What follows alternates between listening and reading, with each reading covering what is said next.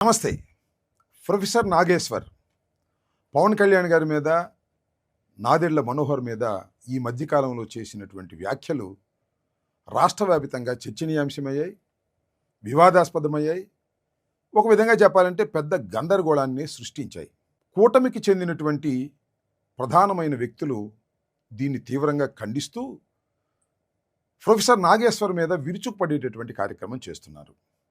అసలు ప్రొఫెసర్ నాగేశ్వర్ ఏం మాట్లాడాడు, ఎందుకు వివాదాస్పదమైంది తెలుసుకుందాం. ప్రొఫెసర్ నాగేశ్వర్ ఒక విషయాన్ని ప్రజల్లోకి తీసుకొచ్చాడు.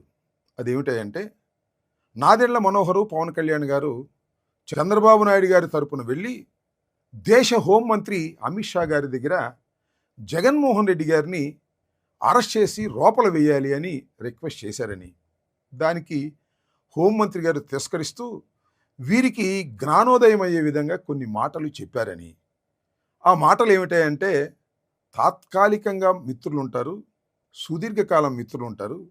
చంద్రబాబు చాలా తాత్కాలికమైనటువంటి మిత్రుడు, జగన్మోహన్ రెడ్డి సుదీర్ఘకాలం ఉండేటటువంటి స్నేహితుడు అని చెప్పాడని, మీరు కూడా మనసు మార్చుకుని ప్రవర్తించండి అని వారికి ఉద్బోధించాడనేటువంటి విషయం ఆయన చెప్పాడు. ఎందుకు చంద్రబాబు నాయుడు గారు తాత్కాలికమైన మిత్రుడో మనం ప్రత్యేకంగా చెప్పాల్సినటువంటి అవసరం లేదు. ఎందుకంటే ఆయన సిపిఐ సిపిఎంతోనూ జోడీ కట్టి ఎన్నికల్లో పోటీ చేశాడు, కాంగ్రెస్తోనూ జోడీ కట్టి ఎన్నికల్లో పోటీ చేశాడు, బీజేపీతోనూ కట్టాడు. ఎప్పుడు ఏ పార్టీతో జోడీ కడతాడో, మద్దతు తీసుకుంటాడో ఎవరు ఊహించలేనటువంటి వ్యక్తి నారా చంద్రబాబు నాయుడు గారు అనే విషయం అమిత్ షాకు తెలుసు, మోడీకి తెలుసు, వీళ్ళిద్దరికన్నా కూడా చంద్రబాబు నాయుడు గారికి కూడా తెలుసు. కాబట్టి ఆయన తాత్కాలికమైన మిత్రత్వంతోనే ఉంటాడు తప్ప శాశ్వత మిత్రుడుగా ఉండడు అనేది పచ్చి నిజమైనటువంటి అంశం. దాంతో పాపం పవన్ కళ్యాణ్ గారు, నాదెళ్ల మనోహర్ గారు తిరిగి వచ్చేశారు అనేది ఇక్కడ మొత్తం వ్యాఖ్యలోని సారాంశం. దీన్ని నేను పూర్తిగా విశ్వసించి ఈ వీడియో చేస్తున్నాను. ఎందుకు విశ్వసిస్తున్నాను అంటే, ప్రొఫెసర్ నాగేశ్వర్ కొంత విలువలు కలిగినటువంటి విశ్లేషకులు. ఆయన ఎమ్మెల్సీగా కూడా పనిచేశారు. ఏ పార్టీని భుజాన వేసుకు మోసేటటువంటి మనస్తత్వం కాదు. చంద్రబాబు నాయుడు గారిని విమర్శించారు, జగన్మోహన్ రెడ్డి గారిని విమర్శించారు, పవన్ కళ్యాణ్ గారిని విమర్శించారు, తెలంగాణలో ఉన్న రాజకీయ పార్టీలను కూడా చాలా సందర్భాల్లో విమర్శించారు, సందర్భం వచ్చినప్పుడు పొగిడారు. అంటే సాధ్యమైనంత వరకు నిష్పక్షపాతంగా విశ్లేషణ చేసేటటువంటి వ్యక్తి ప్రొఫెసర్ నాగేశ్వర్ అనేది అందరి అభిప్రాయం. ఇది నా అభిప్రాయం మాత్రమే కాదు.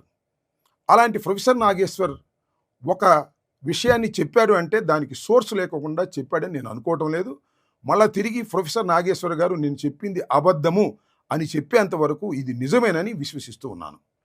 రెండో పాయింట్ ఏంటంటే, నారా చంద్రబాబు నాయుడు గారి ప్రవర్తన, ఆయన ధోరణి ఎలా ఉంటుంది అని మీకు గుర్తుండే ఉంటుంది. కాంగ్రెస్ పార్టీతో జతకట్టి, కాంగ్రెస్ పార్టీతో రహస్య అలయన్స్ పెట్టుకొని జగన్మోహన్ రెడ్డి గారిని 16 మాసాలు జైల్లో పెట్టినటువంటి ఉదంతం మన ముందు కనిపిస్తూ ఉంది.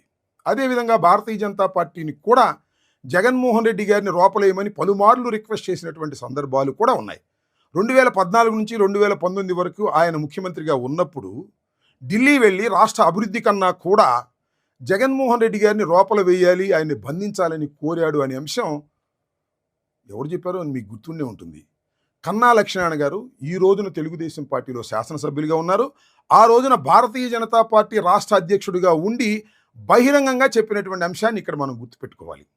కాబట్టి చంద్రబాబు నాయుడు గారి నైజం ఏమిటయ్యా అంటే, ప్రత్యర్థి అయినటువంటి జగన్మోహన్ రెడ్డి గారిని ఏదో ఒక విధంగా లోపల వేసి హింసించి ఓడించాలనే తప్ప డైరెక్ట్గా రాజకీయాల్లో ఓడించలేమనేటువంటి ఉద్దేశంతో ఆయన ఏదో ఒక విధంగా అరెస్ట్ చేయాలనేటువంటి ఆలోచన చేస్తున్నాడనేది అందరికీ తెలిసినటువంటి సత్యం.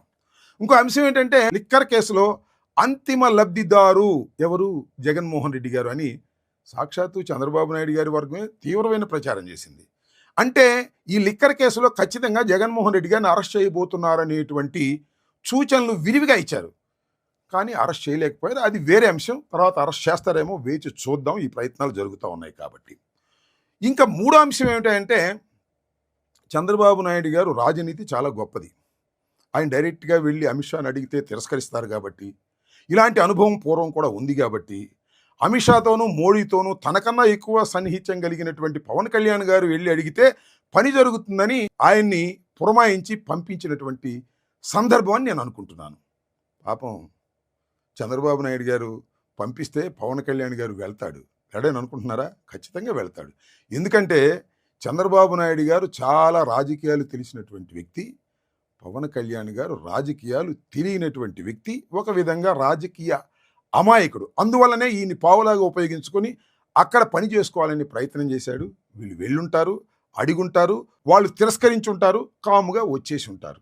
ఇది జరిగినటువంటి విషయం అని ప్రొఫెసర్ నాగేశ్వర గారు చెప్పారు. కాబట్టి నేనే కాదు, రాష్ట్రంలో చాలామంది నమ్ముతున్నటువంటి అంశం. ఇక్కడ ఒక విషయాన్ని మనం గుర్తుపెట్టుకోవాలి. అయినా జగన్మోహన్ రెడ్డి గారిని అరెస్ట్ చేయాలి అంటే కేసులో అమిత్ షా పర్మిషన్ ఎందుకు కావాలా? న్యాయ ప్రకారం చట్ట ప్రకారం అరెస్ట్ చేయాలంటే అవసరం లేదు.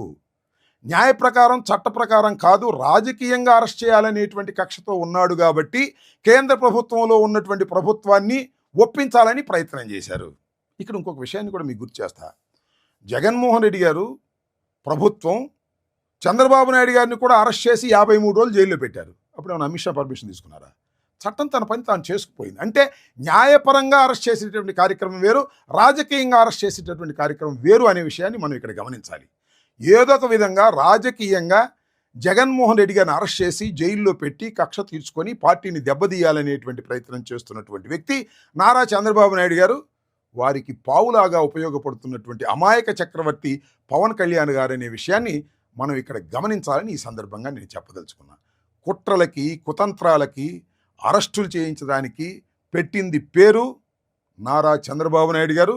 నారా చంద్రబాబు నాయుడు గారు రాజకీయం అంతా ప్రజలతో చెయ్యరు, మోసపూరితమైన రాజకీయాలు చేయటం ద్వారా మాత్రమే అధికారాన్ని సాధించుకుంటారు అనుకుంటున్నాను. దీన్ని బట్టి మనకి యాతావాత అర్థమవుతుంది ఏంటంటే, నారా చంద్రబాబు నాయుడు గారు చాలా రాజకీయాలు పండిపోయినటువంటి వ్యక్తి. పాపం పవన్ కళ్యాణ్ గారు రాజకీయాల మీద ఏమాత్రం అవగాహన లేనటువంటి వ్యక్తిగా నేను ఈ సందర్భంగా నమ్ముతున్నాను.